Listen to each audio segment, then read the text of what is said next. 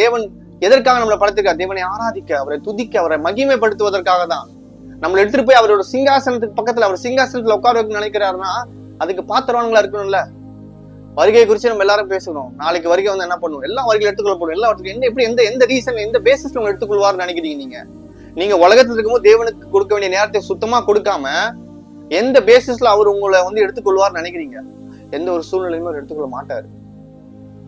அவருடைய கிரியேஷனா இருக்கிற நீங்க கிரியேட்டர் எப்படியா இருக்காரோ அப்படியாக இருந்திருக்கணும். அதுக்காக தான் தன்னை தாழ்த்தி ஒரு மனுஷனாக பூமியில வந்து ஒரு எக்ஸாம்பிள வச்சிருக்காரு, ஒரு முன்மாதிரியை வைத்து போட்டது. காரணம் என்னன்னா, மனுஷனா இருக்க நீ இதெல்லாம் செய்யணும்.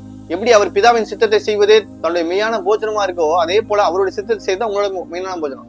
அதுக்கான பரிசுத்தாவின் உங்களுக்கு கொடுத்திருக்காரு. பரிசுத்தாவின் சத்தத்தை கேட்கறதுக்கு உங்களுக்கு இஷ்டம் கிடையாது.